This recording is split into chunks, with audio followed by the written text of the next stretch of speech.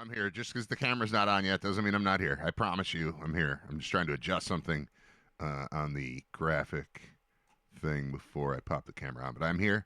I promise. It is Riter Radio. It's episode 258. We've got a lot to get to today. No guests. Just hanging out. You and me.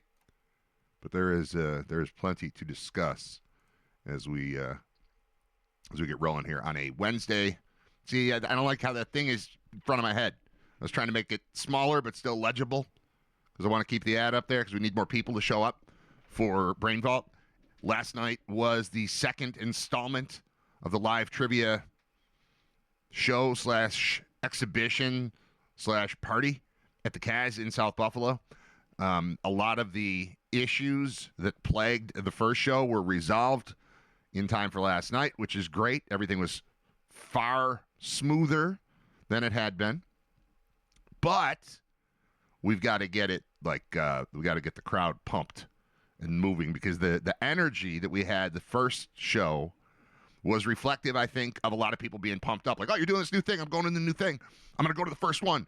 And you came to the first one, and we had it was a lot of fun, but I had problems just personally because it was the first time I'm doing it, but that's okay. And then yesterday it was smoother, but it was more like the crowd was timid, and a lot of that is on me. I feel like I didn't explain at the start of the show exactly what was going on. In my mind, it's like, oh, we know what we're doing now. We'll be fine. But I forgot to lay everything out right at the beginning. Like, all right, here's how it's going to work. Here's me. Here's Tim Graham. Here's the vault. Here's where you're going to put your names. Here's how we're going to do the thing with the phone. Here's how you're going to scan a QR code. It all worked, but I didn't come out and take control of it and explain this is what we're doing. And I think that we all were sort of punished for that. So that's on me. But again, the idea is to build and build. And this is what I do. I'm a builder of things, apparently. Next week will be better. The week after that will be better. We're going to get more people. They're going to sit closer to the front. We had the vast majority of people. If the basement, it's not the basement. The main floor, the main room, because there's a balcony too. Mezzanine. Sorry, I don't know all the terms. It's a very nice venue. I'm not used to this sort of thing. I don't play live venues. I don't usually have green rooms. The green room is the best, though. The green room has a fireplace, and it has a television, and it has a makeup mirror with the light around the side of it, like LED lights where you could touch it.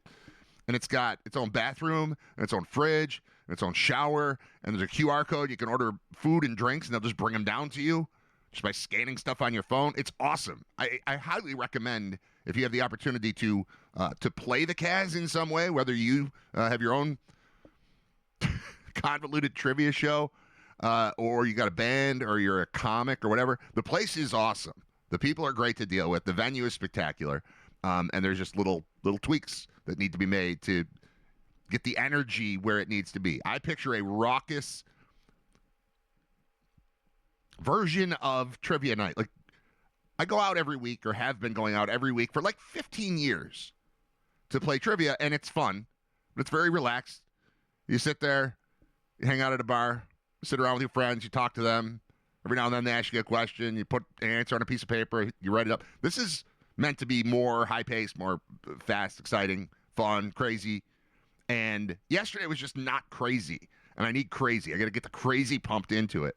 The good news is there's a lot of good news. I mean, I'm making it sound like it was some sort of a disaster. I'm apologizing for the lack of energy that I think I kept out of the room last night. I beat myself up over this stuff. I also feel great about how it went. And I'll be honest, something else I recommend, which I haven't done in forever, is I went out to a bar last night. After the thing was done, Tim was like, what are you doing? I was like, well, I've got the kids here. I've got to take them home. They haven't eaten. We have to stop and eat something. But, yeah, I'll go have beer with you and Jonah Bronstein. Yes, that works. In my neighborhood? Yeah, okay. Went and did that. I got to say, I love going on my UB trips, in part because I watch TV with my guy friends. I watch TV. I watch sporting events with Scott Wilson and with John Fuller and with Paul Peck and others on occasion. But that's kind of our crew most nights. the night before a game. I confess, I don't sit and watch SportsCenter by myself anymore, but I should. It's a good show. Remember that show? Got all the highlights from what happened during the day? What happened that night? Like watching SportsCenter's top 10 plays is boring to me by myself. It's really fun if you're sitting with especially sports guys like Tim and Jonah who are critiquing the rankings of the top 10 plays on SportsCenter. Like, this soccer goal was way better than all those dunks. Tim was obsessed with highlight number 5 last night. It was clearly better than numbers 1 through 4. We got a chance to mock flag football. And not really mock flag football, but this was Tim again. Tim's opinionated. And a great addition to Brain Vault. He's in for whatever. So I've got him. I have to do it every week to confirm that he's going to be there, but the plan is to just have Tim there and then add somebody else each week. We won't just keep stacking them. Like last week we had 4 people on stage. Yesterday we had 2 people on stage, in addition to the people who came up, who were summoned to the front. But yeah, it was fun, and I enjoy just kind of being around guys I can BS with. I live a very sheltered life. I'm home always, except it used to be on Tuesday nights I'd go out with a couple guys, Fuller, Cave, sometimes Bob Gone, and play trivia. Now I'm hosting it. So now it's the highlight of the week, which led to it ends. And I was like, okay, Tuesday's over. We got through it. Yeah, let's go have a couple beers at a local bar, a bar I'd never been to. Also, great move by me, accidental. Showing up to a bar and finding out in the moment that it's cash only. When you have no cash, free beer. I had 3, but like free beer because I only had a card. I brought my card and I got the thing on the back of my phone now where it holds cards, but it's really tight. So all I have in there is a card, a debit card, and a driver's license. That's all I keep in there. So when I walk into a bar that takes cash only, I'm screwed. Now, at the very end of the night, you're there for like an hour and a half. But as I was leaving, I noticed the ATM in the room that I could have just used, and then I could have paid for my own beer. But I did not. I walked in and said, all right, who needs something? Because I was the last one there. Like, I'll take another one. I'll take another one. Like, all right, you both having the same thing? I'll have the same thing. 3 of those, please. Waitress, bartender, whatever. No problem. Hands me 3. Pull out the card. She's like, oh, we're cash only. And then both Tim and John are like, I got it. And they pull out money. So I got free beer. Got to hang out with my friends. Got to talk sports. Got to recap what was going on at Brain Vault. Got to make plans for Brain Vault. And got to talk about some of the news of the day, including the story. Everybody's texting or emailing me or calling me about the Bills leaving WGR. They've been there for 14 years, and they're breaking up. And most of the theme of that has been, oh, that's got to be a disaster for WGR. I don't think it's a disaster for WGR at all. They are the place you're going to go to hear about the Bills. They are the place you're going to go to hear about the Sabres. Whether the games are there or not, they are firmly established in their position. And I don't see how anything changes aside from them not having to pay a buttload of money for the rights to be the official broadcaster. I'm not saying it's perfect and it's definitely great, but it's not automatically bad news that you get to stop paying for something that people are going to come to you for anyway. You pay for the rights to the Bills, not for, and this is in my mind, this is no, like, I'm no corporate, Odyssey person or whatever. You pay for the rights to the Bills so that people have the game on in the car, and then when they turn on their car in the morning, they're getting Jeremy and Joe. That's, to me, what it's always been for. I think people are going to find GR still. I think certainly everyone listening right now has that station programmed, and it's probably number 1 on the little button you push in your car, right? So if they get to stop paying to be the official rights holder, but people still go to them for commentary after games, between games, before games. I don't know. The whole time I worked there, we didn't have the Bills. We had the Sabres for the last couple of years, but we didn't have the Bills, and it was completely fine. So I don't know. There's a lot of this coming my way, in part because I'm friendly with all those guys. A lot of the texts are coming from people who used to work there when I did. It doesn't seem like a disaster to me at all. Kind of seems like an opportunity to me to not spend all that money. There are people who still think I work at GR. I've heard this from like management over there. My name will come up. And they'll be like, yeah, I like him. I'll be like, he hasn't worked here since 2007. It's been 19 years since I worked there. And people still are like, oh, yeah, Brad from GR. So, the Bills talk. Where's that? GR. So what does it mean? It means they'll have to go back to saying those weird, we don't have the rights phrases, like, it's a Buffalo Football Monday. They have to talk the way that Store 716 has to sell shirts. It's a Buffalo football shirt. It's not a Bills shirt. You got to do that. But other than that, Store 716 is doing fine. GR is doing fine. It's going to keep doing fine. So I just, for all the messages I've received about what a disaster this is, and I got a screen, or not even a screenshot, like a picture taken of the actual paper. My parents get the paper because they're old.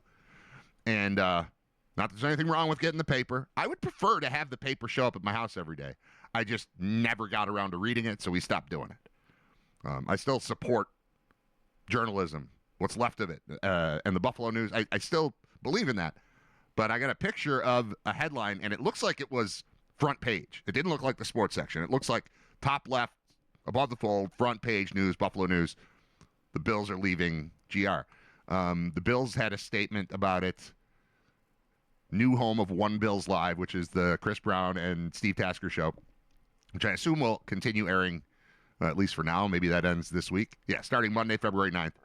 One Bills Live will be distributed in-house. Traditional radio broadcast currently on WGR and a Rochester affiliate will transition to streaming exclusively on BuffaloBills.com and the Bills app from 1 to 3 every weekday. One Bills Live will continue to be simulcast on MSG Western New York.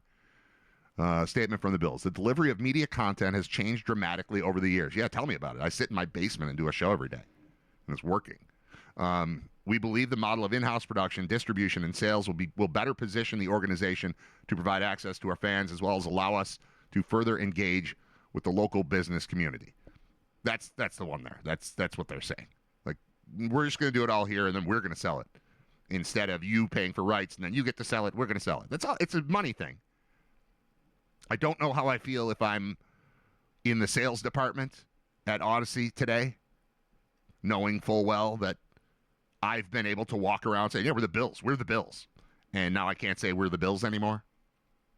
But they did it before. They'll do it again. They'll be fine. I think it's roughest on somebody who's in that spot, who every day wakes up, puts on a tie, goes and talks to businesses and says, give me your money because I'm the Bills. And they don't get to say I'm the Bills anymore. And it wasn't really I'm the Bills, but we're the official radio home. Like, that's where it hurts. But were they really making money, like, net, when you're paying whatever they were paying to have the rights to say we're the Bills, and then you sell off of that? Is it definitely a problem to not have to pay that thing anymore? Free up a ton of resources and still talk about the same games like we did the whole time I was there? I don't know. It just doesn't seem like it's a crazy issue. It's big. It's different. It creates buzz, and they've got to solve it. But I think it's very solvable. And I'm not even there. It seems all right to me. In-house distribution will enable the Bills to expand their network of station affiliates across New York State, Southern Ontario, and additional regions throughout the country. The Bills will work with Good Karma Brands, a media and marketing company with expertise in leveraging the power of national and local sports to build out their content distribution plan. Sure. With this transition to in-house production and distribution, the Bills and WGR will conclude their 14-year broadcast partnership, One Bills Live co-hosts Chris Brown and Steve Tasker will remain in their current roles. It's not like Steve and Chris were driving to the studio in Amherst to do the show. It was already somewhat an in-house production. Like, they're totally equipped to do it themselves. Again, I'm not comparing myself to a professional football organization. But if I can sit here and do it myself, they can do it themselves. And they've got the means to make all the connections. That's where they've got me beat. I can do this, but it's just me. So we have our technical problems. We have our issues with convincing people that this is a legitimate opportunity to put your product in front of people. There are issues. Plus, it's just me, as I said. They've got all the stuff. They still get to say they're the Bills. Why are they letting somebody else say they're the Bills? So I understand it from their perspective. They do the shows from One Bills Drive, hence the name One Bills Live. So none of that changes. You're not going to see anything different if you're watching the MSG version or you're watching the streaming version. And they're just going to stream it on their own website instead of letting the radio station have the shows. But that also frees up a ton of money, a ton of time for the station to improve. So that, I don't know. I just think there are a lot of positives that come out of this, really, for both. I get both. I didn't understand necessarily why it would continue. I knew that the rights, like the contract is up, and there are multiple ways that you can go. You can, if you're a team, you can sell the rights, and then a station owns the rights, and then they can sell advertising into that. Or you can hold your own rights. You can buy time on a radio station, or it might not even cost, it's the distribution of the money that is the issue, and there are all different ways to do it. I wouldn't be shocked, because the games, I think, will be on the radio. They're talking about affiliates. It's not going to be all websites. A game being on the radio, to me, in an era where blackouts are gone, a football game on the radio is for when I'm in the car, right? Now, when I'm in the car, I have a phone. I can stream. Maybe I'm going to go through that. But the whole point of a football game being on the radio in Buffalo, New York in 2026 is that when I have to run to the store and there are 2 minutes left in the half, I can listen to the last 2 minutes while I'm driving to the store, get out, run in, grab whatever I need, and get home in time for the second half. We watch the games on TV. We watch the games in person. We watch the games at friends' houses. We watch the games at bars. We listen on the radio when we're in between. That's travel. I don't remember the last time I turned on our radio to listen to a game while I was indoors. It's for when you're stuck at a wedding. It's for when you have to go to a Little League baseball game and you're going to miss half an hour because you're getting from Williamsville to Elma while there's a game going on, or you're getting from here.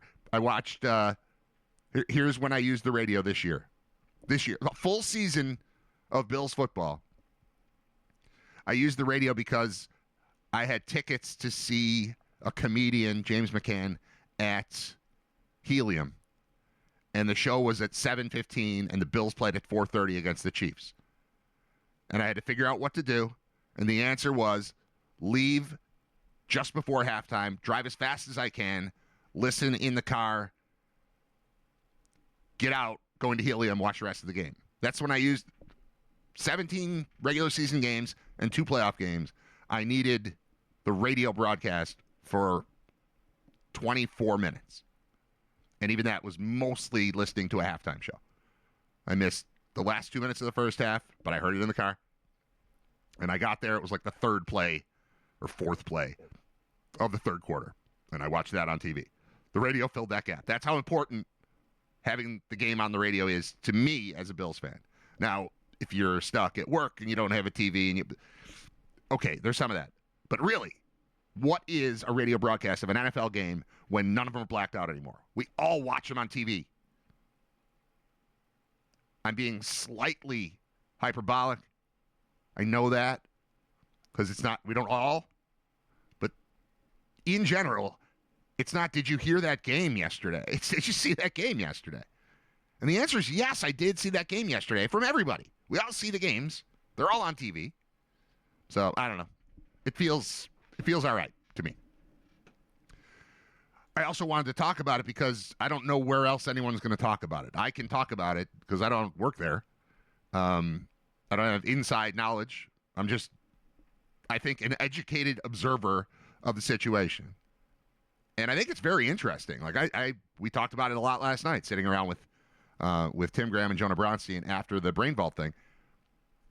It's interesting because there are a lot of moving parts. You know, what happens to this? What happens to that? A lot of different stuff to discuss. But I don't think it's going to be discussed in media anywhere. I mean, it's in I think, the front page of the Buffalo News today. But that's not a conversation. That's just an article. So I figured I'd bring it up. All right, we got a bunch of stuff in the chat that I'm going to scroll through here. I already saw that. I don't pirate anymore, says AC Man. Those days are in my past. You were a pirate, AC Man? SportsCenter is not like it used to be 20 years ago, sadly. I know, but I liked watching it with people. I didn't watch the whole show. I'm not there to learn sports news. It's just a big screen behind a bar. It felt throwbacky. I haven't sat in, like I said, I go out Tuesdays for like an hour and a half, and we split a couple pitchers of beer, then I go home. That's the TV I'm looking at has trivia questions on it. Now, that was until a couple weeks ago when I started hosting my own thing. But yeah, it felt good and throwbacky to watch SportsCenter Top 10. And I was there long enough that it looped twice. So while Tim was livid about this soccer goal only being number 5, and I missed it the first time, we got back to the top 10. Must have been an hour later. He's like, all right, watch. Tell me if anything here is better than number 5. And he was right. Nothing was better than number 5. But I liked it. I liked being at a bar with beer in SportsCenter. It just felt good after doing a live show. Sure, I'll say what everyone is thinking today. Or what everyone is thinking. Brad's hair looks fantastic today. I do think I look all right. Thanks. Thanks, Ben. Appreciate it. I got all dialed up for last night, too. I've got the whole video file. I got home, so show ends, Brain Vault ends at the Kaz in South Buffalo. I've got 2 of my kids with me. I have to wait, and I feel bad because, like, I can tell everybody's trying to leave. But I have to wait for this file to finish going onto this thumb drive so that I have the full video of the show. I had it last week, but last week it was 7 different cameras of stuff. This week it's, yes, the 7 cameras, but also one file that is a fully edited, like, my man Steve was there pushing buttons, directing it as if it was a live stream. So it'll be, close up on me, close up on the person on stage, close up on Tim, shot of the crowd, whatever. It all bounced around. So I had to wait for that. I got that. Realized on my way to Brain Vault, this is going back in time, but on the way to ask, hey, did you guys eat before you left? And Zach's like, I didn't eat anything all day. He was homesick from school. He had a migraine. He slept all day, woke up, and was like, yeah, I want to go. So he went, and Nate went. And Nate had lunch at 11:30 and nothing since. They're like, all right, we're going to stop on the way home. Right before the show ends, I know I'm going out of order, but you'll get the idea. Show ends. Tim Graham says, what are you doing? I said, well, I got the kids. I got to take them home. He's like, what about after that? I said, yes, I'll meet you and Jonah for beer. Good. Except I forgot we hadn't eaten. So then I had to wait around for the file for like half an hour. Then took the kids to eat. Then went home. Then said, hey, is it all right if I go out with Tim and Jonah for a little while? My wife's like, yeah, I don't care. She's falling asleep in the chair anyway. What's the difference? So I didn't get out till like 11. I got home at like 1, and then that was it. I was done.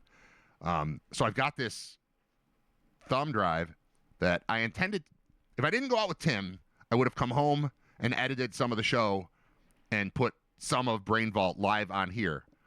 I don't want to just grab the full thing. I want to edit it. So hopefully by tomorrow, I'll be able to show you, a couple clips, give you an idea of what you're walking into, and help get us set up better to bring in a larger crowd for next week. And we'll keep pushing forward. We do still have a promo running where if you buy a ticket for one of the Brain Vault events, you will then receive a code that gives you a free ticket for a future Brain Vault event. So while you're looking at tickets costing either $15 or $20, it's actually getting you 2 shows. So highly recommend it. Please go in there. I'm sure that I haven't looked, but I'm sure tickets are on sale now for next week's show. And I anticipate we'll have a bigger crowd. The show will be smoother, all of it, as we just move forward. But I've got it all sitting there, and had I not chosen to go hang out with my friends, you'd be watching it right now instead of listening to me. You'd be watching and listening to me, but it would be from yesterday. So I guess that's not that great. It's just a taped version of me. But I would look better. I look better than this. This is I just rolled out of bed, Ben. And I look this damn good. Okay. I was thinking it. Thank you, Ben. Overreactions to this news are crazy. This news being the Bills separating from WGR. Riter and Wilson. I wish Scott lived here. Scott Wilson is the best. He lives in Syracuse. Riter and Wilson, 1 to 3 p.m. in the future. Can they call them the Bills when reporting the score? Do they have to say the Buffalo football team beat the Jets? No, they can. In a news context, you're fine. In a commentary context, you're fine. It's more the commercials and the promos and the branding. Like, you, let's say, and I think this is right, that M&T Bank is the official sponsor of the Bills. That's the official bank. So they're the only ones who can say Bills in commercials. So take that and just apply it to a radio station. They can say, welcome to Buffalo Football Monday, but they can't say welcome to Bills Monday. They can say, welcome to Buffalo Football Monday, where we talk about the Bills. The hosts can say that. That can't be recorded. That can't be pre-recorded. That can't be the big voice guy. Big voice guy we have to scrap everything the big voice guy has ever said that has Bills in it. Is my understanding. This is a loose explanation of how it goes down. But believe me, I've spent many, many years talking about the Bills while the station that was employing me did not pay for the rights. And it was fine. We did just fine. We interviewed the players. We interviewed the coaches. We interviewed general managers. We had access to, behind-the-scenes stuff. We got to go to training camp. We got to be in the press box. You got to be on the sideline. You got to whatever. You got to do all the stuff. You just can't. It's crazy, which is why I don't think it's going to hurt them that much. I don't think it's that big a deal. They've established themselves as the place that talks about the Bills. And BuffaloBills.com, of course, talks about the Bills. And they're going to stream things there, and that makes sense. Might it mean that when there's a massive news conference because a coach got fired or hired, that they can't do it live anymore? Maybe. But we used to carry stuff live. But I also remember a time when we would, let's say the Bills hold a press conference to hire Joe Brady. And we're at GR, but we're not affiliated with the team. There have been times where you'd plug into the same place you would plug in to stream the thing. Broadcast. You would broadcast the thing. Now I'm talking modern era, but there was a time when we had to plug in, record, and then as soon as it ended, we could play it back. So let's say it's GR, let's say it's Mike and Chris, let's say it's they're hosting, let's say Chris Brown is still the Bills beat reporter for a radio station that doesn't have the rights. Chris would be down at the thing. He would plug in, he would record the thing, and then as soon as it ended, Mike and Chris are on the air going, yeah, there's a thing happening at One Bills Drive. But meanwhile, what's going on with the Sabres? They talk for 20 minutes. Then the thing would end. And then be like, oh, we got Chris Brown? All right, here it is. Here's Tom Donahoe. And you play it, and it would sound exactly the same. It would just be 20 minutes later. Those are the kind of hassles that could come up. But I don't anticipate that. The Bills hold a press conference now. All the TV stations carry it. Whatever radio stations want to carry it. I friggin' carried it.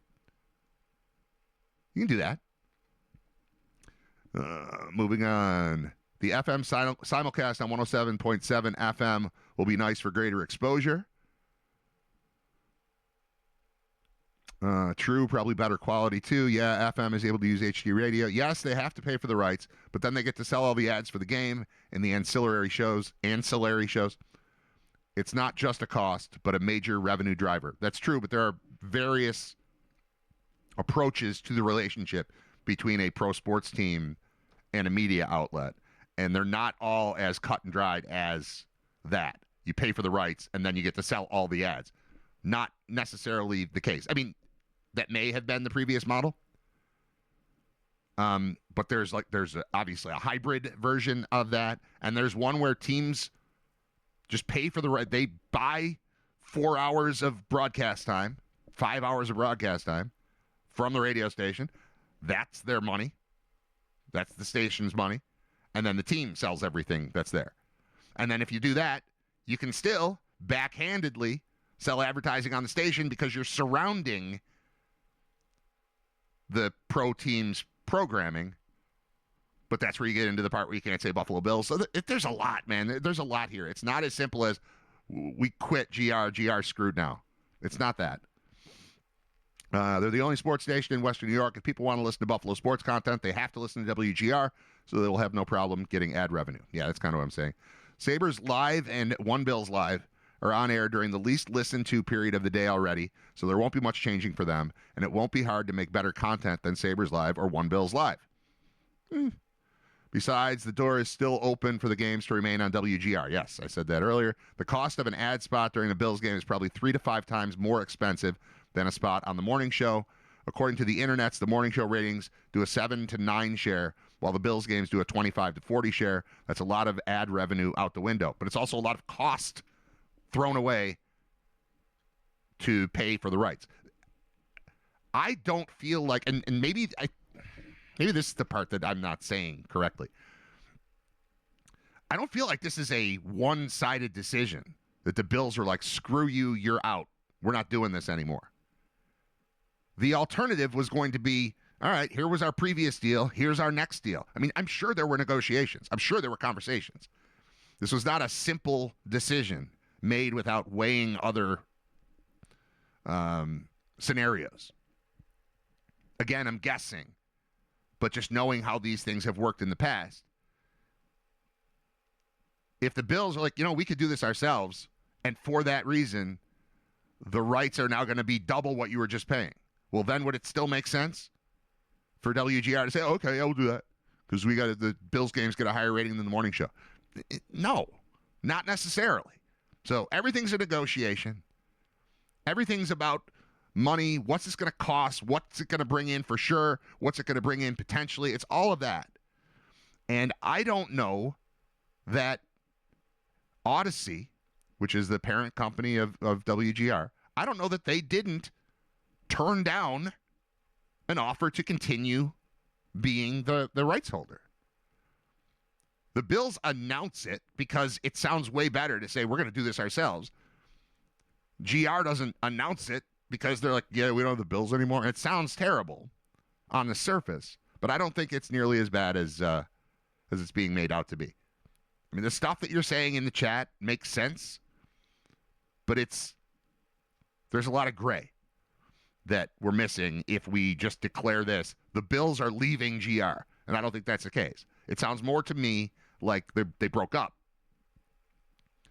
And, whether one precipitated the other. The leader was the Bills going, we don't need you.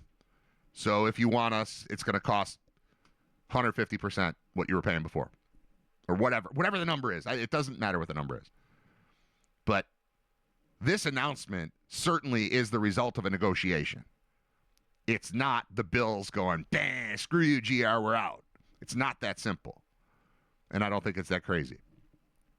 It's a new landscape in media, in sports, in streaming, in all of this stuff. Does this connect directly to Turning Point USA announcing a star-studded lineup for its rival Super Bowl halftime show after the Bad Bunny backlash? Kinda, right? Turning Point USA has finally released its highly anticipated lineup for the All-American halftime show. Where's this airing? The NFL polarized fans in late September with its decision to hand the stage to Puerto Rican musician Bad Bunny, with MAGA supporters promising to switch channels during his performance in the middle of the Seahawks-Patriots game this weekend. It's now been confirmed that there will be another option for football fans, with Kid Rock headlining an alternative show for more conservative viewers. That's a funny sentence right there. Kid Rock is now alternative. Remember when alternative music was The Cure? And then alternative music was Nirvana? Except that was the most popular music, but we still called it alternative because we're morons. Remember that? Well, now it's an alternative show. Like, ooh, who's playing? Pavement? No. No, Kid Rock. It's an alternative for conservative. That's stupid. Scheduled to air around 8 p.m. as a direct alternative to Bunny. The show will also include Brantley Gilbert. I've heard of him. Lee Bryce, never heard. Gabby Barrett, never heard. We're approaching the show like David and Goliath, Kid Rock said in a statement. Competing with the pro football machine and a global pop superstar is almost impossible. Or is it? In a statement to Fox News, TPUSA spokesman Andrew Colvett said the All-American Halftime Show is an opportunity for all Americans, there you go, to enjoy a halftime show. Great sentence. Great sentence, spokesman. This is why they hired you. You're the best at your job. Hi, I'm the spokesman for TPUSA. All right, what do you got to say? This is very important. The All-American Halftime Show is an opportunity for all Americans to enjoy a halftime show with no agenda other than to celebrate faith, family, and freedom. So no agenda other than our agenda. This is the greatest statement of all time. The All-American Halftime Show is an opportunity for all Americans to enjoy a halftime show. It would have been great if it ended there. But then it goes on with no agenda other than our agenda. That's awesome. You imagine saying that and thinking you said something? That's amazing. So I've heard of, I know who Kid Rock is. I've heard of Brantley Gilbert. I don't know the others. That's the, man, can't wait to tune in. We can't wait to watch the incredible show they're about to put on. We know millions around the country will be watching too. Bunny, we just call him Bunny. Bunny has continued to receive criticism from some fans as he prepares to headline the official show in Santa Clara on Sunday night with President Trump among them. Okay, there's an implication that the president is a fan and is critical of what Bad Bunny is doing. That's not real. Maybe they mean football fans. He's received criticism from some football fans. Okay, that would make sense. Trump told Newsmax last fall, I don't know who he is. I don't know why they're doing it. It's crazy. And then they blame it on some promoter they hired to pick up entertainment. I think it's absolutely ridiculous. Turning Point was founded by Charlie Kirk, and his widow Erica has vowed to continue to promote his message after he was killed in September while taking part in an event at Utah Valley University. Days after his death, she released a video saying, "The evildoers responsible for my husband's assassination have no idea what they have done. They killed Charlie because he preached a message of patriotism, faith, and of God's merciful love. If you thought that my husband's mission was powerful before, you have no idea. You have no idea what you've just unleashed across this entire country and the world." Solid. That sounds a lot like patriotism, faith, and merciful love. You have no idea what you've unleashed across the entire country and this world. I'm not trying to mock her. Her husband was killed, and she's still speaking up on his behalf. There's nothing wrong with that. But an alternative halftime show featuring Kid Rock and presumably that's 3 country singers. I don't know. Bradley Gilbert is country. Lee Bryce sounds country. And it looks like Gabby Barrett is a woman who is attractive. Bunny has been extremely vocal in his criticism of ICE, also opting to avoid scheduling U.S. tour dates over concerns his Latino fans could be detained while attending the shows. It's not that crazy that he's like, I'm gonna not go there for a while. Ron Hawkins, last time I talked to Ron Hawkins, he's like, I'm not coming to the States for a while. So if you'd like to see me perform, just cross the border, come up to Canada. We're cool here, but I'm not coming down there. And it made total sense. He doesn't need to do that, and Bad Bunny doesn't need to do a tour of the U.S. Like, is that what Trump's mad about? That he won't tour the U.S.? I don't know who he is, but I'm mad that he won't tour the U.S. and that he's playing the Super Bowl. Bad Bunny was on SNL shortly after being announced as the halftime show performer. Said, "You might not know this, but I'm doing the Super Bowl halftime show, and I'm very happy, and I think everyone is happy about it, even Fox News." A heavily edited clip then played, stitching together the comments of various Fox anchors and pundits so that they said, "Bad Bunny is my favorite musician, and he should be the next president." He continued, "Thank you, wow, thank you, but really, I'm very excited to be doing the Super Bowl. And I know the people all around the world who love my music are also happy. Super Bowl halftime show does not have a major impact on anyone's life. And to feel the need, I still haven't seen where this thing is being broadcast. Where are they putting it? Where to watch alternative halftime show 2026?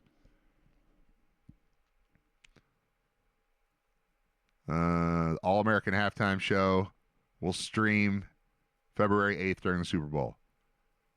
This is on YouTube and a Rumble channel. It will also air on conservative networks, 9 of which you've never heard of, and 1 of which is OAN. Real America's Voice is a network. OAN, DW Plus, TBN, which usually means the Buffalo News to me. Charge! ! And NTD.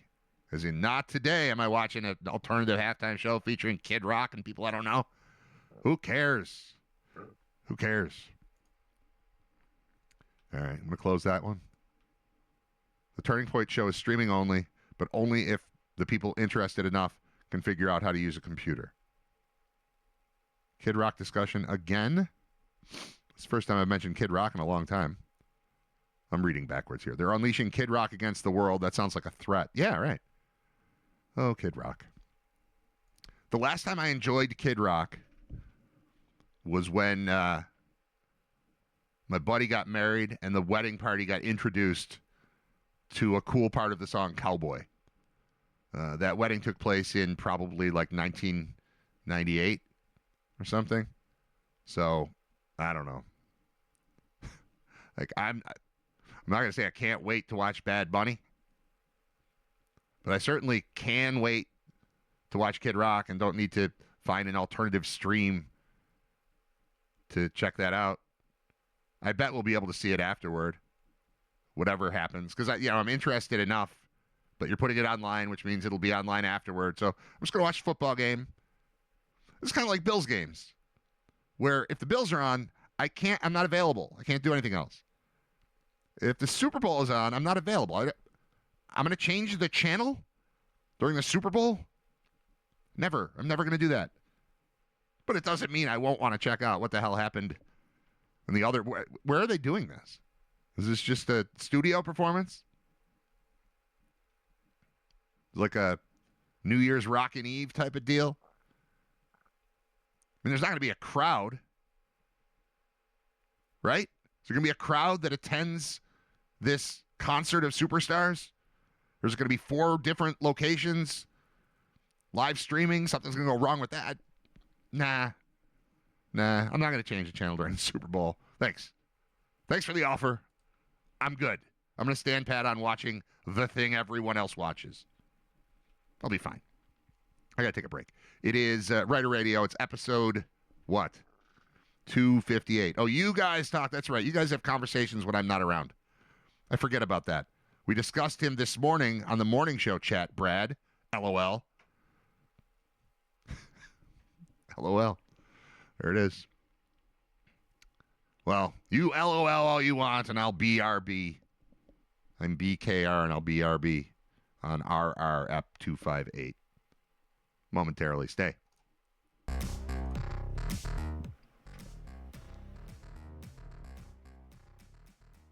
So I spent that entire time reading stuff, and I'm debating like what's interesting to me versus what's interesting to anyone who has tuned in to episode 258 of Riter Radio. Did a lot in the first hour of the show about the news that the Bills and WGR are breaking up. And then I'm reading this other story about The Ringer and Spotify and Netflix and their relationship. And it seems connected to me. It's a different world. Media is constantly evolving, and it's connected here. So I'm going to go. Part of me wants to just read this entire thing out loud. I'll try to not do that. I'll try to just read some of it. But it's an article from The Hollywood Reporter behind Spotify's decision to partner with Netflix.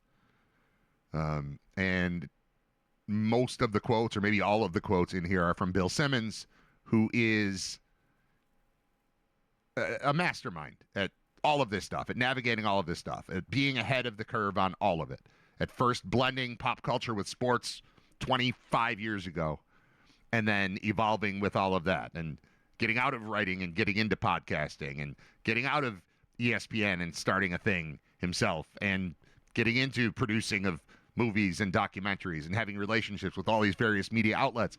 It's been impressive. He's done HBO stuff. He's done Spotify obviously, and now Netflix. And I like it. I've talked about this a little bit, that stuff that I typically will seek out is just popping up in my face. Even the Bills lost their game to Denver, and I was like, I'm done with this. No more football for me today. I'm going to watch Netflix. And I put on Netflix, and the first thing that popped up was Bill Simmons and Cousin Sal talking live about the game I just watched. I was like, all right, fine, I'll watch this. I intended to not watch it, but I did. So I get what's going on here. Like, I get why they're doing it. But it's super interesting to me, just the business aspect of it. And think about this in the context of the Bills WGR thing.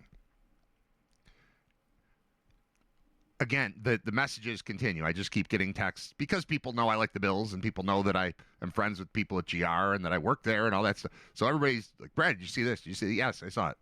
And just about every message I'm getting is like, oh, no. It's like, oh, no, what? You're not going to lose the Bills. You're not going to lose GR. You're fine. So that's sort of background leading into this article. And I know they're not actually related. And this is from today, early this morning. As Spotify makes its big push into video podcasting. Also recognize that I'm interested in all of this too, because what they're talking about is audio podcast versus video podcast versus live shows. I'm doing all of those things on my own. So how is this happening in the larger world? This is the stuff I think about all the time. So if this is boring to you, if you don't care about the business aspect of media and broadcasting and podcasting and video versus audio and relationships between these different entities, just bail on the rest of the show, because I think I'm going to be stuck here for a while, mostly because I can't get the Muppet story open. There's a story about the Muppets being uncompromising, but it's in one of the papers that always wants me to subscribe to it, and I can't just give everyone $2 a week or whatever it is. So I ignore it. If you're behind a paywall, I just go, never mind. Guess I can't read that one. I'll wait till it pops up somewhere else. That's a part of the landscape, too. Do I think that I should be able to read the Washington Post for free? No.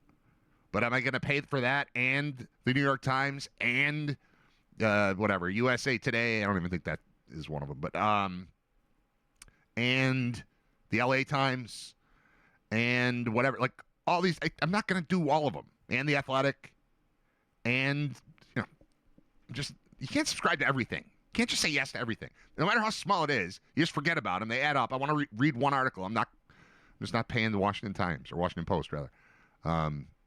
So anyway, there's a story about the Muppets that I was really excited about. I like the Muppets. Got a lot of respect for the Muppets. I played Moving Right Along today. We use the Muppets in the open of every show. Got the Swedish Chef. Kermit. I'm pro Muppet, but I can't read that show. So you're getting the Netflix, Spotify thing. Starting in January, Spotify's Ringer Studios struck a deal with Netflix to bring select podcasts to the streaming platform. While the move may not ultimately convert all viewers into Spotify subscribers, the idea is to draw in incremental audiences as podcasts now compete against all types of media and possibly chip away at YouTube's dominance. And this is a quote from Bill Simmons. He's the founder of The Ringer. He's Spotify's head of talk strategy. I didn't know he added that title, but okay. You have to think about it as you're just trying to gain audience, especially in 2026, when everyone is just fighting to grab your attention at all times, all these different ways. To just assume you're going to get people just to come to you is, I think, naive. So, I hear that, and I'm like, how am I getting more people to come to the next episode of Brain Vault? So this is the stuff I'm thinking about. I operate on a much smaller level than Bill Simmons. I recognize that. But I think we have similar sensibilities. I'm just not where he is. And I don't plan to get where he is. But it's still the same principles apply. Like, you are competing for attention. Anything I'm doing here, sitting in my home, talking to you, every one of you that shows up, that's a victory. Every one of you that tunes in ever, Every one of you that knows the name of Riter Radio, knows the name of Brain Vault, knows where the Kaz is. That's a win. And you got to build on that. Build on those wins. And hope for the best. I'm not operating at that level, but it's the same mentality. It's the same stuff that I spend every day thinking about. Simmons told The Hollywood Reporter the streamer had first inquired about working together on The Rewatchables, the Ringer's film podcast, for a 10-episode or so run. Along with the vice president of podcast and video, the Ringer team decided to explore a bigger deal. The move comes a little more than a year after Spotify ended its exclusive distribution model for podcasts. For several years, Spotify shows weren't distributed widely, and the streamer was doling out big checks to keep names such as Alex Cooper and Joe Rogan. I've never heard of Alex Cooper. See what I mean, though? That's a big name that they mentioned before Joe Rogan, and I don't know who that is. And maybe he's the best. Maybe he's the best at it, but it just hasn't. The algorithm has not presented Alex Cooper to me. I'm going to look up who Alex Cooper is. Just for a sec. This will be quick. I'm not going to get bogged down in it because I want to get through a lot of the stuff in this article because it's very interesting to me. Who is Alex Cooper? Alex Cooper, podcaster. Born in 94. Oh, it's a girl. Okay. It's not a he. It's a she. Holding a barstool microphone in the picture on Wikipedia. An American podcaster who created and co-hosts Call Her Daddy, a weekly comedy and advice podcast on Spotify. In 2021, Time magazine called her arguably the most successful woman in podcasting after she signed a 3-year exclusive deal with Spotify worth $60 million, making $20 million per year, made her Spotify's highest-earning female podcaster and second highest-paid podcaster behind only Joe Rogan. The show was also the second most popular podcast globally on Spotify for 2024 behind Rogan. Okay, never heard of her. Now that I see her, I'm like, okay, if there's some guy named Alex who was super popular, I never heard of him, fine.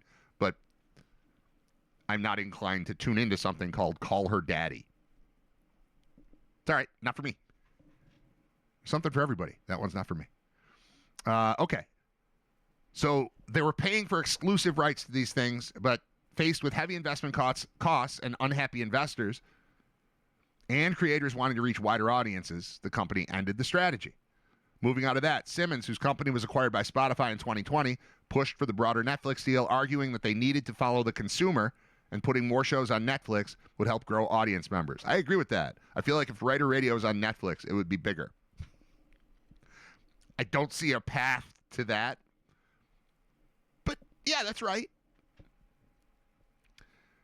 He says you can't, or you kind of can't tell people how to consume something. You almost have to work with them. It's like a negotiation. All right, how does this apply to me? Started the show when the radio part ended. Episode 101 was just on a Mixler, which was an audio thing that I was using. I still have a subscription. I slowly but surely ask people, go to YouTube.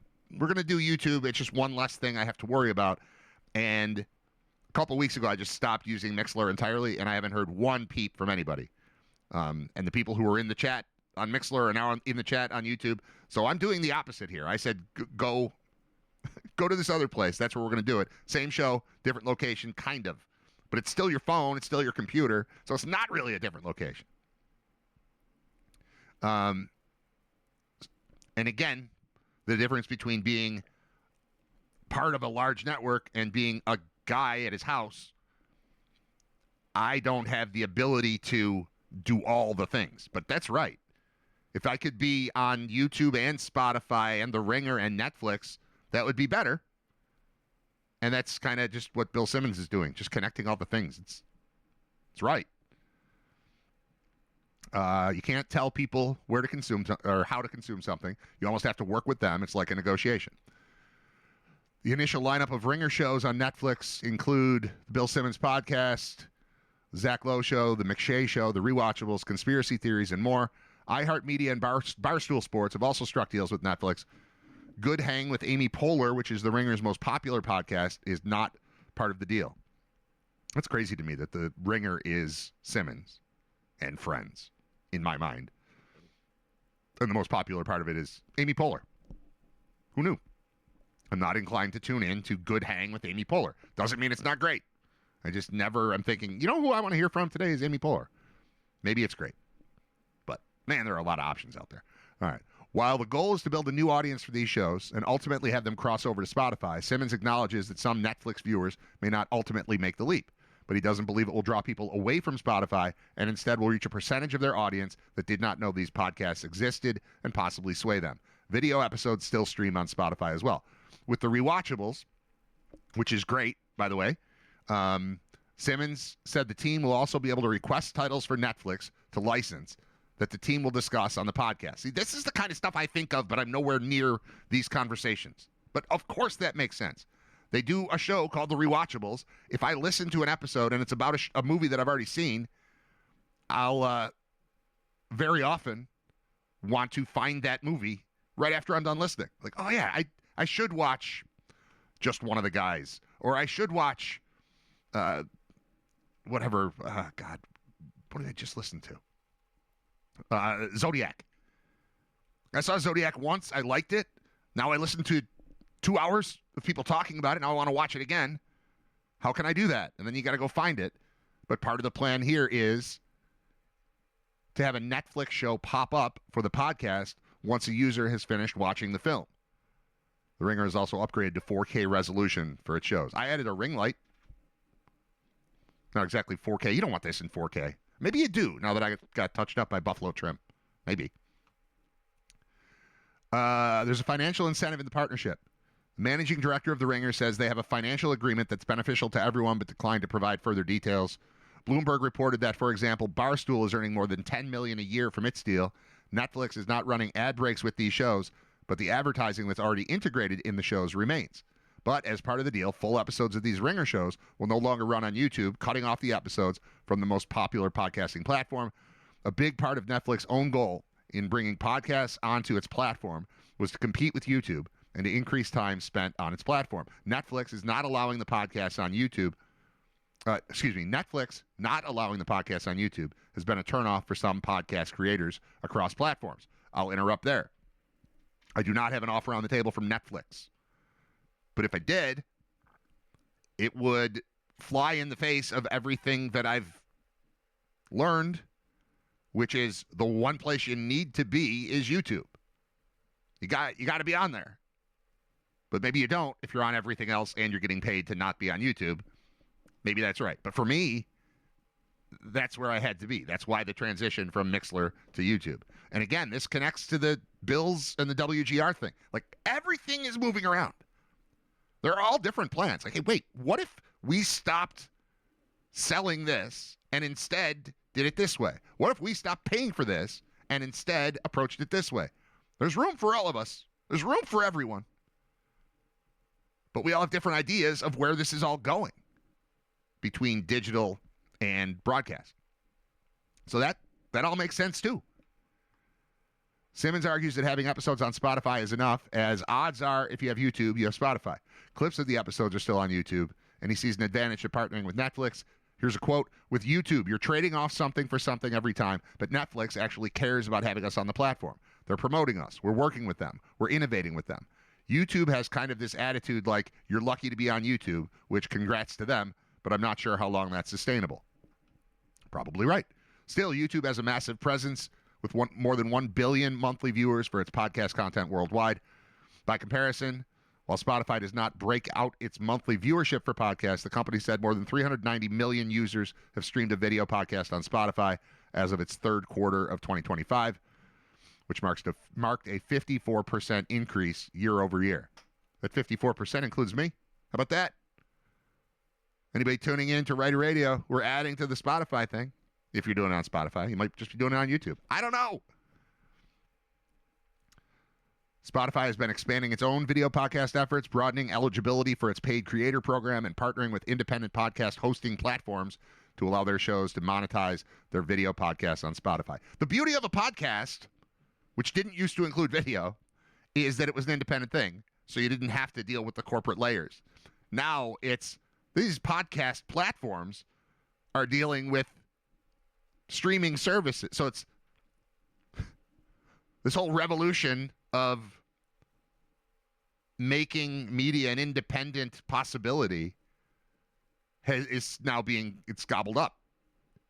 So It was, we don't have to deal with networks anymore. We can just do podcasts. And then larger corporations are like, you know what? We could be like a network for podcasts. And then larger ones are like, we could be a network for the networks of podcasts. And we could put them all together. And I'm still at the very bottom of all of it, which sucks. But it's also interesting to me. And, I mean, this is what I do. I've done other stuff. For like 14 years, I did almost no radio. And I'm cutting this. That's why I call it Riter Radio. This is the same damn thing to me. Doing a show for you is the same as doing a show on a radio station, is the same as doing a show anywhere. It's still the same. And at some point, I decided I was going to just start doing this. And then I got an offer to work at a radio station. I did that for a little while. And then that went away. And then I just kept doing this. And now we're at 258 episodes of this. And what else can I do? Well, we can do a live trivia show at Brain Vault because somebody reached out to me. It's not dissimilar. They're looking, the Kaz was looking for something specifically midweek. I said, how about Tuesdays? They said, Tuesdays are great. You got Tuesdays. So that's my, the Kaz is my Netflix or my Spotify or my whatever. Doing the show. It's independent. But it garnered enough interest from a larger entity to say, hey, can you come do a thing for me? And the answer is yes, I can. It all fits together. This might just sound like a crazy, self-serving, convoluted show, but it's my verbal exploration of the changing media landscape in 2026. And that's what I'm going with. And my philosophy has always been, if I'm doing a show, talk about the thing that's interesting to me, and then it'll be interesting to people. And this is interesting to me. So you're getting like the fired up, most passionate version of me, and I think that is good. So again, if you think this is all, who cares? Go away for a day. I'll be back tomorrow. We'll just be silly tomorrow probably. But today I'm super interested in all this. Spotify's been expanding its own video podcast efforts. I already did that. Asked about how the company views YouTube, spokesman said, I don't think it's a one-to-one competition. I think we can grow the pie everywhere. Even so, this is no longer a quote, even so, while YouTube is a behemoth in the podcasting world, there's a sense that it's accidentally fallen into that position. Amid that, there may be somewhat of an opening for other players, even as it remains hard to compete with its overall media dominance and with creators' desire to be on YouTube. Here's another quote. This is from the CEO of podcasting platform Acast. YouTube is not a destination for seeking out content and consuming it. It's algorithmically served to you. And so I think it's amazing for podcast discovery. I don't think it's the future for podcast consumption. Moving forward, as podcasters increasingly compete for audiences' attention with TV shows, movies, and other social media, Simmons said he believes that it won't be the same free-for-all it was in the past when anyone could launch a podcast. In turn, he sees the number of podcasts decreasing and the bigger, more committed players outlasting the others. This is the end of the article. It's really long. All right, here's a long quote. This is all in quotes. Until I tell you it's not, this is in quotes from Bill Simmons. The serial error is that the companies, and I'll include Spotify, are just way more leery of writing checks for podcasts if you're not sure that somebody's 100% committed to doing it. We saw this era where podcasts became one of the 4 or 5 things somebody was doing and a great way for them to get paid. But based on trial and error, I think those days are over. And if you're going to do this and you're going to compete in the podcast big leagues, you have to take it seriously and really care about it. And if you don't, it's not going to work. I've heard him talk about this, that it's got to be either the first or second thing that you're doing. It can't be, I'm a professional athlete and a rapper and I host a podcast, because it just, and I agreed with it when I heard it, and I'm maybe not channeling it the same way that he said it and not, accurately framing it, but you can tell commitment versus non-commitment. And I take solace in the fact that there's a commitment here from me. I'm doing that. But then he says big leagues. I'm not in big leagues. This is minor league. Guy at his house in Buffalo. Doesn't mean I can't do it. You see why I'm thinking about all this stuff? It's all connected to me. One example of that for Simmons is Good Hang with Amy Poehler, which The Ringer launched in March and has gained major traction, as well as a Golden Globe. Simmons says he and his team were confident in the podcast because Poehler's talent and enthusiasm for podcasting, as well as the specific piece of turf they felt she could take in the podcasting world based on the data they had collected. Here's another quote. We were probably more certain that was going to work than anything I've done since 30 for 30. The Ringer does not have a quota on the number of originals it will launch each year, but Simmons said his team is continuing to think about launching new shows when there's an identified niche. We used to say niche, and it became niche. Sad. And a creator who is committed to the show. They've also been working to change the story around Spotify from a platform that just writes paychecks for podcasts to one that brings more value. And there are plans to do more live events. On deck, his team plans to relaunch The Hottest Take, which was formerly an audio-only podcast where Simmons and others debate controversial topics in a video format to better showcase the celebrity guests debating. Episodes of that podcast were typically already 7 to 8 minutes, which he says could also be a trend as the different types of media compete for audience attention. It's so crazy because YouTube Shorts, Instagram Reels are all the rage. You got to have those. You want to get attention, you got to have those. But aside from things I'm learning today, what's, to me, the most popular, prominent podcast? It's Joe Rogan, who talks for 3 hours. And, yeah, they pull clips out of that, and that gets people to go to the show, and everybody knows his name, all that stuff. But really long form, great. Really short, great. 2 hours a day live in Buffalo. I don't know.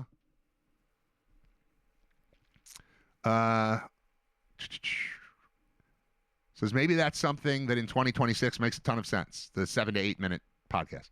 That's how we feel. I guess we'll find out because it's shorter attention, fast, looks good. Maybe that's the evolution of some of the stuff that's going to happen. And that's how the article ends. And I said I'm not going to read the whole thing, but I read the whole thing, every word of it, because I find it super interesting. All right, what's next? Giannis trade movers. James Harden got traded. Harden to the Cavs. Sabres lost in what seemed to be a terrible way. I got to look at the box score, but it was explained to me that Tampa scored to make it 3-3 with seconds left in regulation, and then they scored to win it 4-3 with seconds left in overtime. And now Tampa sits atop the Eastern Conference with 76 points. The Sabres are at 70, but Tampa's got 2 games in hand on them. So it sounds like a tough loss, but also, by all accounts, the third period was awesome. And the team's competing with the top team in the conference and doing well. And they're still, they're rolling. 32, 18, and 6, good for 70 points. Let me do the wild card standings. I like that one better. All right, Sabres, they did get a point last night, so they now are in the top 3 in their division and not in the little wild card list. So it's 3 in the Atlantic, Tampa, Detroit, Sabres. 3 in the Metro, Carolina, Pittsburgh, Islanders. And then the 2 wild cards right now are Montreal and Boston. Montreal with 70 points in 56 games, which is the same as the Sabres. But Sabres have one more regulation win, it appears. No, that's the same number too. Oh, no, regulation win, they've got 6 more. Okay. All right, so yeah, that's the first tiebreaker, as long as they're still doing it that way. I believe they are. And then Boston at 68. But really, the thing you want to look at is 9th place. Where's 9th place right now? 9th place is at 63 points, and the Sabres are 7 up on that. Columbus at 63. They've got a game in hand. But they're comfortably in the playoffs. We're 56 games into the season, and the Sabres are comfortably. You got to keep doing it, but they're like in the playoffs, in the thick of the playoffs, not chasing it, not trying to leapfrog 17 teams,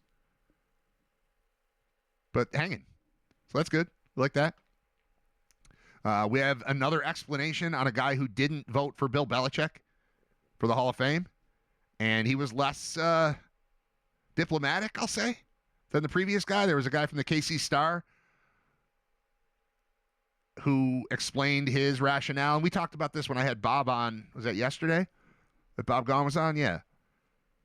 That there's a group of 5 people eligible. It's Veterans Committee plus builders or whatever you want to call it. So it's 3 former players and Belichick and Robert Kraft. And each voter had to pick 3 of those people. And the explanation from the first guy was, I voted for the 3 players because this is their last chance to get in. Belichick is going to get in at some point. Kraft, whatever. But these guys, it's now or never, and I get to pick 3. So I'm picking the now or never guys, and we're good. And that led to a conversation yesterday where we said, kind of implied, that's probably the general rationale. But it turns out it's not exactly. Certainly not for everyone. Mike Chappell from Indy talked about his decision to not vote for Belichick. And he did bring up the things that we're all thinking. He did bring up Spygate, Deflategate, general surliness. I don't know if that's actually in here, but when Belichick doesn't get in automatically, it's like, well, right, because everybody hates him. Why am I voting for a guy I can't stand? Everyone questions how all that stuff went down. There are, documented issues that the team wasn't doing things the right way. Eventually, it'll all get put aside. Like, yeah, he's the greatest. But there's an asterisk that sits there on this guy's resume. He said, where is this? He wrote this. He wrote that he didn't vote against Belichick. He voted for Robert Kraft. Unlike the Kansas City guy who explicitly said the cheating scandals played no role in his thinking, Chappell acknowledged that Spygate factored into his decision to choose the Patriots owner over the Patriots coach. Okay. He says, I'm not going to dive too deeply into my Kraft over Belichick decision. I know it won't change anyone's mind, but I did take into consideration Kraft's role in building the Patriots dynasty beginning in 94 and his undeniable role in helping negotiate the end of the 100-play-day work stoppage in 2011 while his wife was gravely ill that has resulted in long-standing labor peace. He's also been involved behind the scenes in bolstering the NFL's ever-increasing TV revenue. And then the next bullet point says, Belichick and Spygate. There's no denying the staggering numbers, 333 wins, second only to Don Shula's 347, and Super Bowl championships, 6 as the Patriots head coach, 2 more as the Giants assistant. Deflategate was also brought up during the Belichick discussion, but there's no erasing the stain of Spygate from his bio. This wasn't alleged behavior.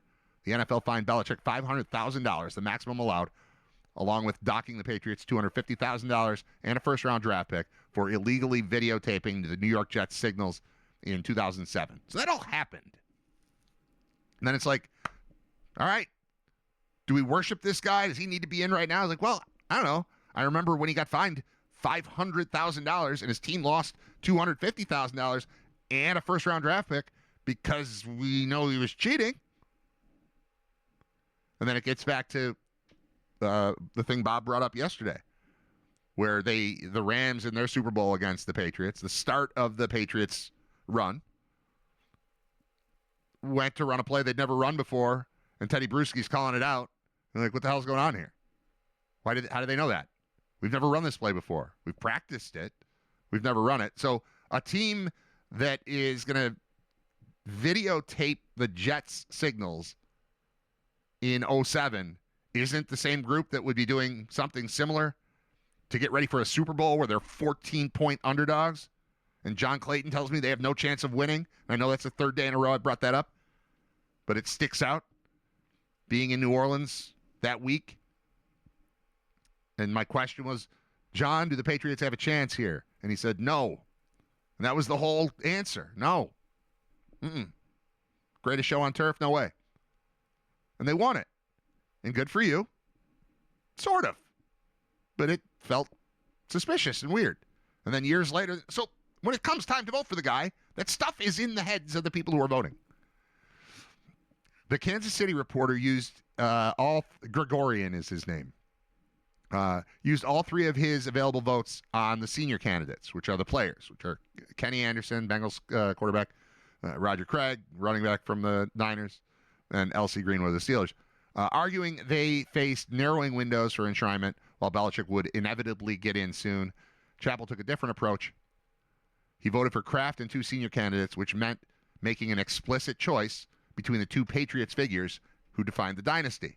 Well, I would say Brady defined the dynasty, but either way.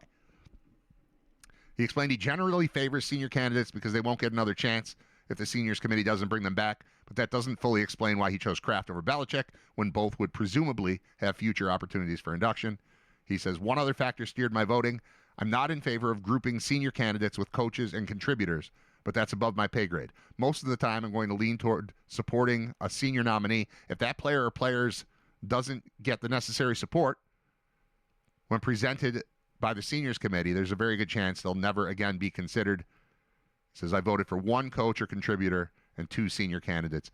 He insists Belichick belongs in the Hall of Fame and expects him to get in next year. He dismissed media speculation that Belichick's prickly relationship with reporters influenced votes, calling it asinine, and he acknowledged Kraft and Belichick likely pulled votes from each other. So now two voters have explained themselves with totally different rationales. You needed 11 to not vote for Belichick. They didn't necessarily vote against Belichick. They just didn't vote for him. And now we've got two different explanations for why that happened.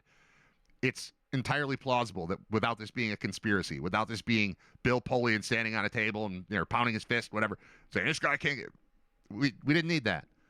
We need 11 of 50 people to have a similar or dissimilar even rationale about why you just don't feel like that's a name you're choosing. Of the 5, you're choosing 3, and here's why I didn't pick that guy.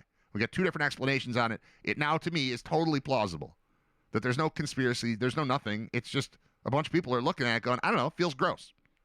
Feels a little gross, and I don't like the way it's set up where the coach and the owner and 3 players are all on the same ballot, and I get to pick 3 of it. Like, all of it. It all adds up.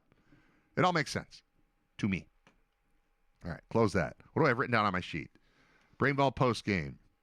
Alternative halftime show. Bill Sabres leaving GR. Oh, the NFC won the Pro Bowl 66-52. One of the highlights that beat out that soccer goal that Tim Graham loved, that was only number 5 on SportsCenter's top 10 yesterday, was an interception return for a touchdown by Jamar Chase, who made a kind of one-handed-ish catch at the goal line and then sprinted the length of the field and then did a flip into the end zone, and it was fine. Like, I could see my kids watching it and liking it because you get to see the receivers' faces. Everybody loves, all the kids love receivers.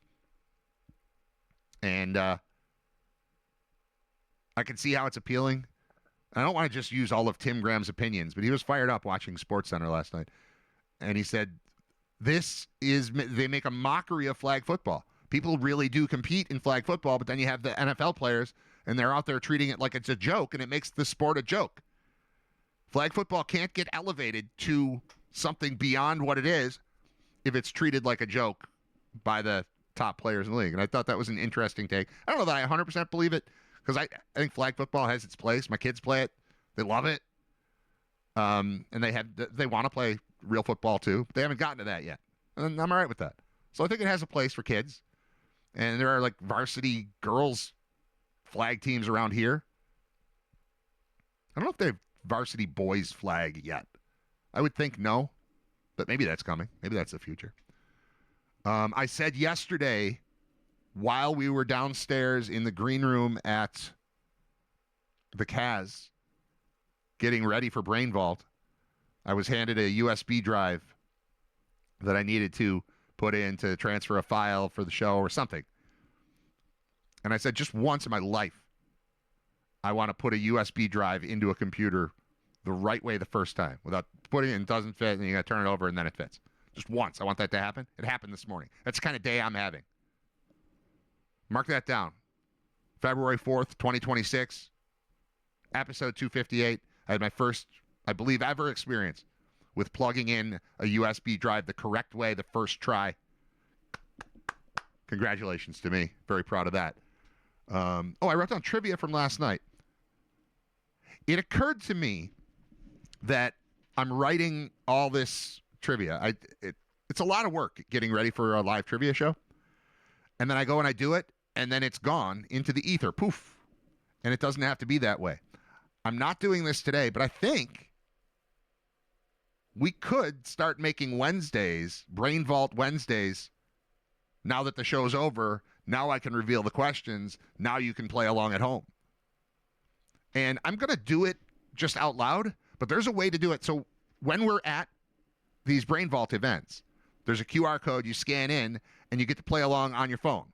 multiple choice, 10 questions per round, multiple choice things come up. You got to answer as quickly as you can. I have the ability to just give you that code and we can play here on the show. I thought of it 5 minutes before the show started today, so it's not happening today. But I do have written out all of the questions that I asked when people came on stage. And those we can play with here. Do I have them sitting right in front there? Right in front of me. So the way the show works is people are in the crowd and they scan this code, and the first thing we do is a 10-question quiz where we're talking. And I'm reading the stuff out loud, and it's a countdown, and you're just answering things, and there's a leaderboard. And then at the end of that, we pull a name from the vault. That person is invited on stage. What we did yesterday, I said, it's awards season right now. So I had 4 different categories of awards-related questions. And the choices were Grammy Award winners, NFL award winners, Golden Raspberry Award winners, which is the Razzies, which are like the anti-Oscars, awards for terrible movies. They've been giving them out since 1981. And then just for fun, wasn't received as well as I had hoped, Nobel Peace Prize winners. Now, I'm not going to make you know everything that's ever happened in the world. You gotta trust me when you're coming up there that I'm going to make it fun. So people avoided that one like the plague. The way that we did it yesterday, and I don't know if this is how it's going to go moving forward, but I think so. I planned on 4 people coming on stage, and I had 4 categories ready. The first one up got to pick whichever he wanted, which went, the first guy went NFL. And I'm going to present these to you. We're just going to do it quick because I've got 10 minutes left in this show, and I've got 20 trivia questions here, and we're just going to play. And this is not for anything. You can answer in the chat if you would like. Or you can just sit and listen and see what you know. NFL award winners. Which player won Super Bowl MVP 5 times? We start easy. We ramp up to difficult. Who won the Super Bowl MVP 5 times? Yeah, you know it. Let's see. Super Bowl MVP list. Just want to make sure that I got this right, because I write in a hurry, and I had to get there and get set up and stuff, but just want to make sure that this is correct. 1, 2, 3, 4, 5. Yep. Tom Brady is the right answer. What player has won the most NFL MVP awards all time? This one is not Tom Brady. This is a boring way to do trivia because I don't have any bells or whistles or audience or cheering or nothing. It's just me asking questions and you get to answer them. But it's all right. I don't have anybody to bounce it off of. It's just me. Correct answer is Peyton Manning, who were the only 2 defensive players to win the NFL MVP award. One of them was in 1971. He was a Viking. One of them was in 1986. He was on cocaine. We're looking for Alan Page and Lawrence Taylor. The 4th question, under the category of NFL award winners. Who won the NFL Offensive Player of the Year award 3 straight seasons from 1987 to 1989? Now, I don't remember if it worked this way back then, too, but the NFL MVP award has clearly become a quarterback award and then occasionally a running back award. That's all whoever wins it. Offensive Player of the Year tends to be receivers. So knowing that, who's the receiver from 1987 to 1989 that was named Offensive Player of the Year 3 consecutive seasons? And it's Jerry Rice. And then this one's kind of fun. Bruce Smith was named NFL Defensive Player in both 1990 and 1996. Which Bills teammate took the same honor in 1995? And it's a name you may not have thought about in a while. Or maybe it's top of mind. Maybe you think of it immediately. I believe the person on stage guessed Cornelius Bennett, which was a very reasonable guess, because that's when you think of that Bills defense, you think of like Bruce, think of Talley, think of Odoms, think of Hansen, think of Bennett. So those guys were there for Super Bowls. 1995 guy was not there for the Super Bowl. He came over in free agency and then led the league in sacks, and it was Bryce Paup. So from 90 to 96, 3 times the Bills won Defensive Player of the Year. Twice Bruce Smith, once Bryce Pop. All right, the next one we did was this music one, I think. The music one, Grammy Award winners. Just going through. You can tune out if you want. You don't have to be here. But I don't see any reason to waste these. They're getting thrown out. There. Football one, garbage. Grammy Award winners. In 1989, what hip-hop duo won the first ever Grammy Award for Best Rap Performance? Hip-hop duo, first Grammy for hip-hop performance. I'm going to spoil the next question a little bit, but they go together. 1989, music was changing. The Grammys were trying to get cooler. They're like, you know what? There's a lot of rapping going on. We should have an award for that. And you know what? There's a lot of metal. We should have an award for that. So the next question is going to be about the best hard rock and metal performance winner from the same year, 1989. Rap performance was DJ Jazzy Jeff and the Fresh Prince for, I believe, their album, He's the DJ, I'm the Rapper, but it might have just been for Parents Just Don't Understand. I could look that up, but it's not that important. They were the winners. The first ever rap performance award went to Jazzy Jeff and Fresh Prince. The same year, what rock band famously beat AC/DC, Iggy Pop, Jane's Addiction, and Metallica to earn the first ever Grammy for Best Hard Rock Metal Performance? And that was Jethro Tull. It was very confusing. It was like, we are progressing. We are moving on. We are honoring metal and rap. It was like, yeah, Fresh Prince and Jethro Tull for their album Crest of a Knave. Those are barely words. In 2000, whose album set a record by winning 9 Grammys in one night? And I gave so many clues and nobody could get this. My main clue is, this is the song that I feel the most overplayed. Like, you know when a song is really popular and you can't avoid it for like 2 months? Just everywhere you go, you're hearing Smooth by Santana and Rob Thomas. Is I don't remember ever being inundated with a song more than that one in that era, because they played it on every format of every radio station. Or every format of radio station is what I was trying to say. So it was a classic rock song because it was Santana. It was a pop song. It's kind of easy listening. It just fit everywhere. Well, it's a hot one.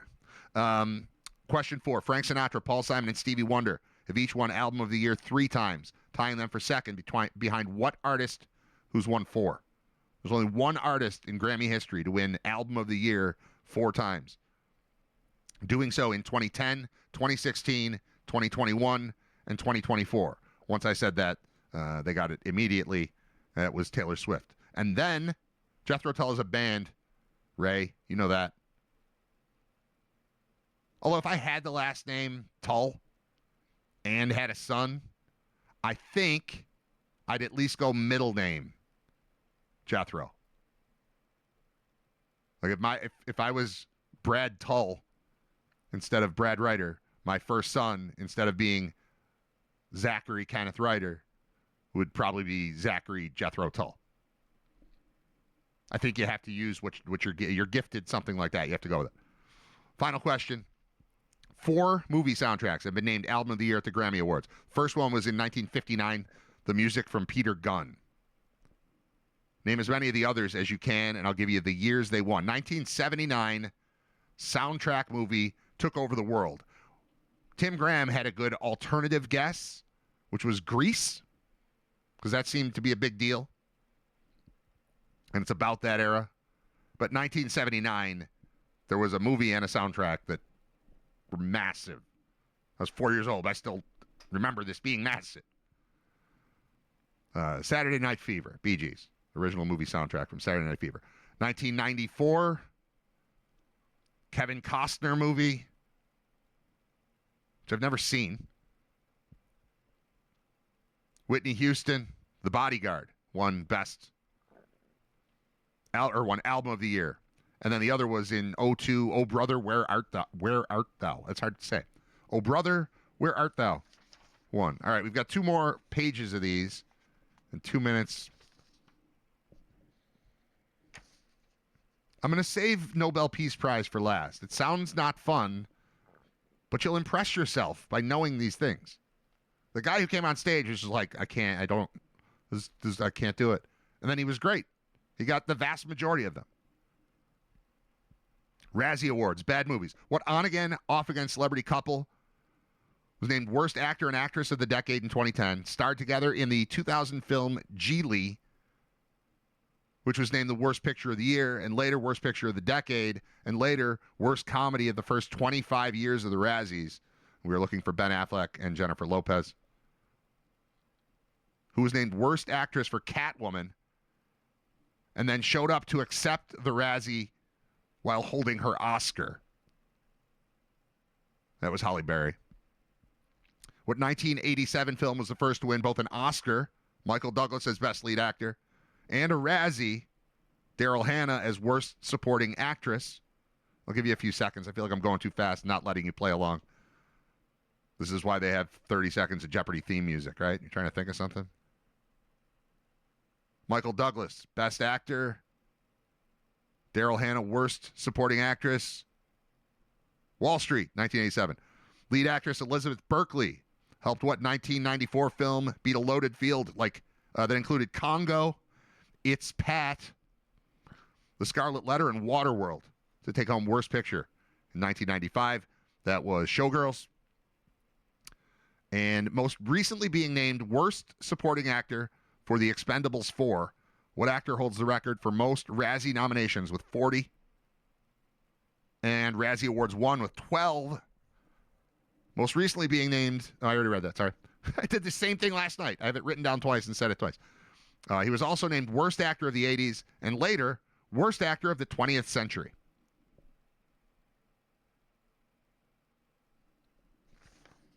Got that one right last night. Sly Stallone. All right, and Nobel Peace Prize winners. So challenge yourself here. You don't have to type it. Just think. See if you can do it. I'm going to give you the year, and I'm going to tell you the quote on why that person was named the Nobel Peace Prize winner.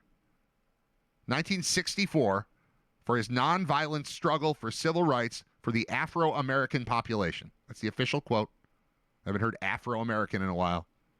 But in 1964, that was the right way to say it when awarding a Nobel Peace Prize to Martin Luther King Jr. Okay?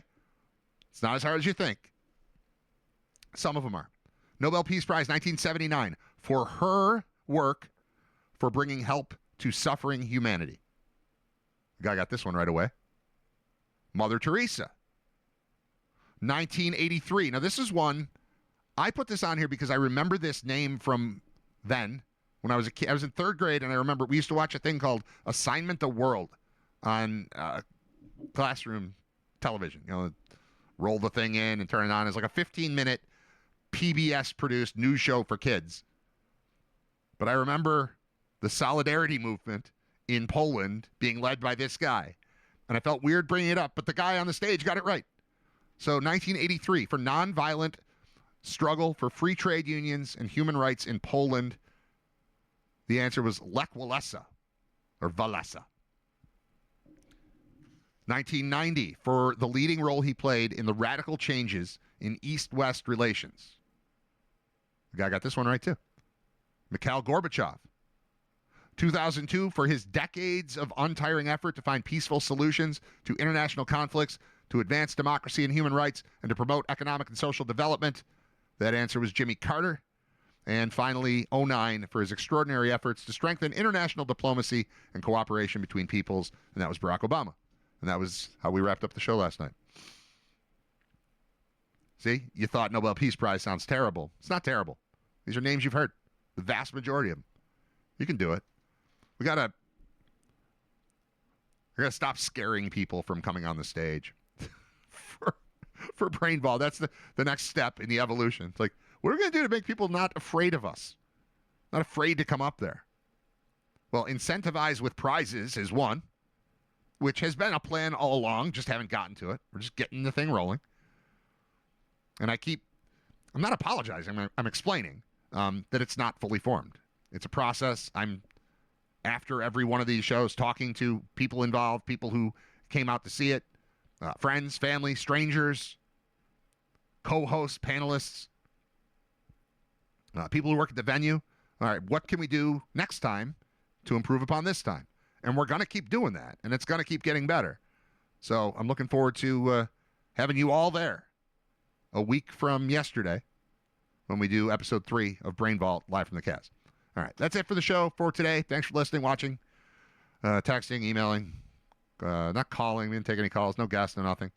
It's a lot of me rambling about media things. I'm done. I have a sore throat. I talked too long. It's not sore. I had one bottle of water the whole time, so I had a little bit left. Let me fix it. Oh, I'm going to fix it. Now I feel better. All right, I'll talk to you tomorrow on episode 259.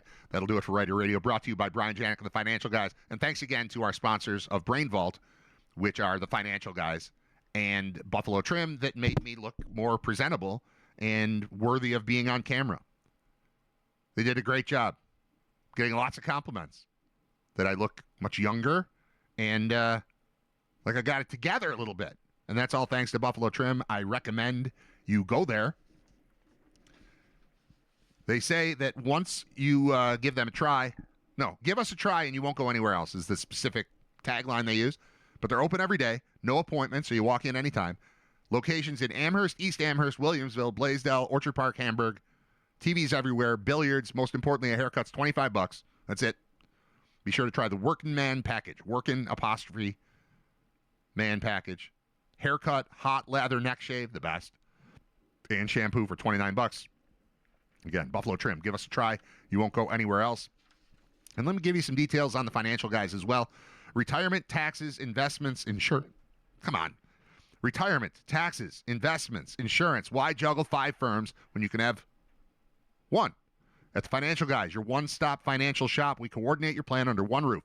Social Security timing, tax-smart withdrawals, investments, Medicare, Janik, and protection for what matters most.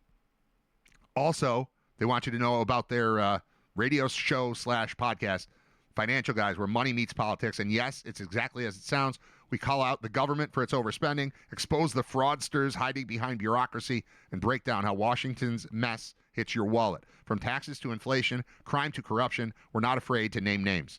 If you're tired of legacy media narratives and ready for the truth, turn into the Financial Guys podcast, streaming everywhere with new episodes every week. The Financial Guys, where money meets politics. So thanks to all of them, all the Financial Guys, Buffalo Trim, and then specifically Brian Janik from the Financial Guys, because that's a whole separate thing, even though he's under that umbrella. Now I'm done. Thanks. Talk to you tomorrow. Nope. What are you doing for lunch? I don't know. I have a turkey sandwich. We're gonna go around the corner. I think you should come with us. This is a great place. Okay. We brought you a shirt. Will you get out of here? Will you get out of here? Will you? Now, will you go to lunch? Go to lunch. Will you go to lunch?